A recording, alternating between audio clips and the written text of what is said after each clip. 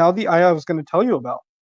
Ya ayyuhalladhina amanu inna min azwajikum wa auladikum aduwwan lakum. Those of you who have faith, there's no doubt about it. From among your spouses and your children, there are enemies for you. What? Did I just say that? From among your spouses and your children, there are enemies for you, is the next ayah. Believers, listen up. This is in Medina. The Prophet ﷺ is in Medina. There are people that are sitting in the audience that have fought the enemy in Mecca. And they fought them in the battle of Badr. They fought them in the battle of Uhud. And now an ayah comes, they're sitting, and the Rasul ﷺ is reciting this ayah to them. And among your spouses and your children, there are enemies. They're the enemy? Are the enemies on the battlefield?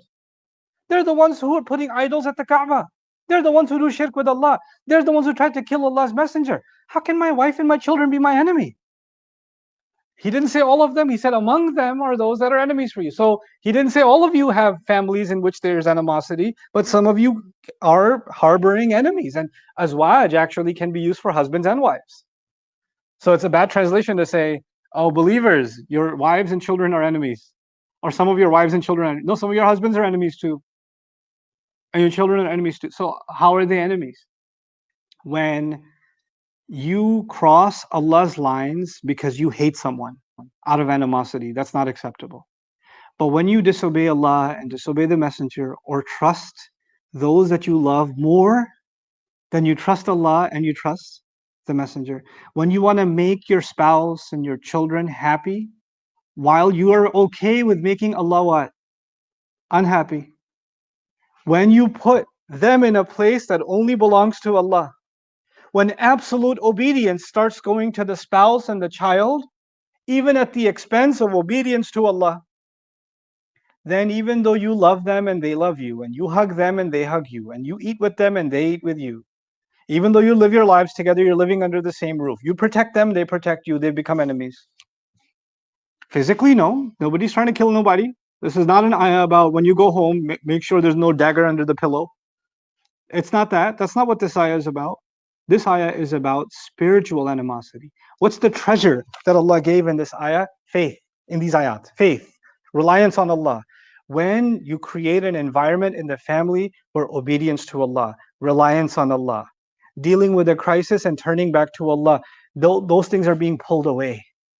They're being pulled away by spouse or child. Then they are becoming a kind of enemy. Well, if they're an enemy, then we should fight them. Because the rest of the ayah should be, well, if they are your enemy, now that you know that they're your enemy, sharpen your swords. Or get away from them at least. Because they're the enemy. What does Allah say? Inna min azwajikum wa uladikum aduwwan lakum fahdharuhum.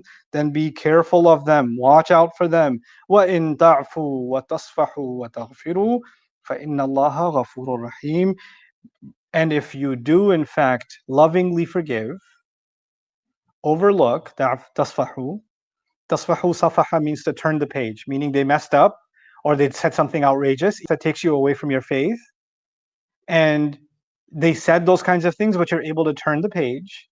Now, this is already really getting really hard. So there's a family that even Allah declares can be like an enemy or be an enemy. And then Allah says to you and me, if you can pardon and if you can turn the page, and then what taghfiru, and you can cover up for them.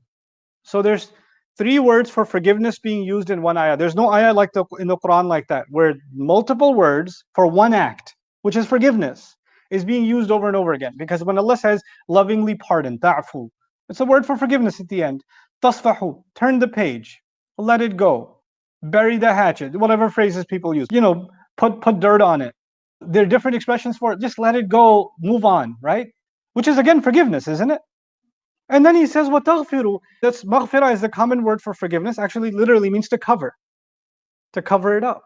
Turn the page, cover it up, as if there was nothing turned either. Now the whole thing, the imagery of turning the page means you can't see what's on the previous page. Which means the kind of forgiveness where you don't bring it up. Remember in 1997 when I forgave you? You already turned the page. But the ayah has this remarkable contrast. It started with some people in your family, your spouses and your children and your enemies. Watch out for them. Okay, I'm on guard. And then he says, and if you can lovingly pardon and turn the page and forgive, Cover up for them. Cover for them too. فَإِنَّ اللَّهَ غَفُورٌ رَحِيمٌ. Then certainly Allah is extremely forgiving, always loving and caring.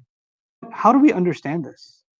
How do we make sense of this ayah? Because it's giving us two very different pictures. And they're going in two very different directions. Being careful of an enemy is not lovingly forgiving an enemy. Those are two different things. You don't know if they're carrying a sword behind their hand and you come and give them a hug and that's the last thing you ever do. So how do you reconcile? Our families can be the most massive trial. They can be the most difficult trial. It can come from any direction. And it can be a trial from the people you love the most. They don't even have to be abusive to you for them to be a trial for you, even if they are abusive. You know the difference between someone who lost their cool or who made a mistake once or at a certain event or at a certain moment, but that's not their nature. You know who they really are. And what anger does is anger wants us to look at someone and remember their worst moment, and that's all you remember about them. Like your picture of them is how you think of that person, that spouse of yours or that child of yours, is the worst thing they ever did. That's the picture in your head. By the way, there's another delusional side too. When people are so in love, they overlook all the horrible and they only see the good. The one good thing that happened in 1983, they remember, and that's the picture in their head. And this person can get away with murder after that, and that's all they see, right? Allah Azza wa Jalla is first telling us, when someone is bad to you, recognize it.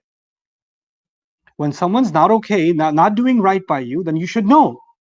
You should be careful. So the eye open, not delusional, the eyes open reality.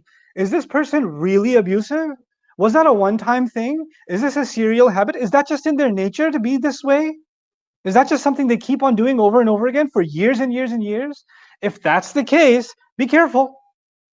But when that person changes, because change is possible, every human being can change, and you're smart enough to know that it's not an artificial change.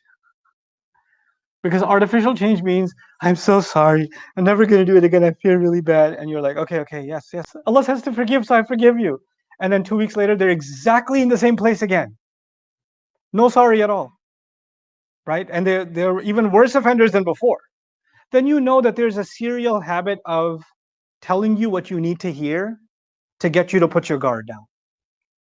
But if you're careful, the word فَاحْذَرُوهُمْ is pivotal here, then you know where people stand.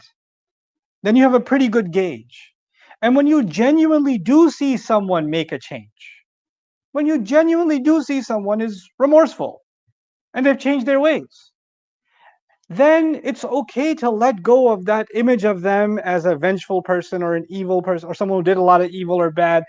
And it's okay if they're asking for forgiveness, that you can pardon them, that you can turn the page. This is not about people who curse you and then you say, well, Allah says forgive, so I'm going to forgive. I didn't ask for your forgiveness, yeah, but I'm obeying Allah. No, you don't forgive someone who doesn't want forgiveness. You don't turn the page for someone who's burning the book. That's not what this is. This cannot be put to misuse. Allah is not asking us to be passive and people can walk all over you, whether even their family, and you just forgive. No. But if they want to make serious reconciliation, they want to make things right, and you still feel that there is room to make things right, even though they've been really bad, so bad that even Allah called them enemy. But you genuinely see that they've made a change, then if you pardon and forgive and don't bring it up again, because Allah has put that behind them. Allah says, فَإِنَّ اللَّهَ غَفُورٌ رَحِيمٌ. Then certainly Allah is forgiving. If Allah can forgive that, and if Allah can forgive sincere tawbah, then maybe I can make room in it too.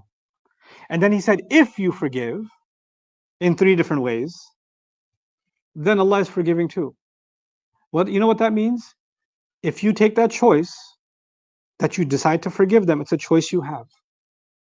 And it may be a very hard choice, but if you make that choice sensibly, even though it's extremely difficult to make that choice, then Allah recognizes that you have done something amazing, and maybe Allah will reward you with ultimate forgiveness.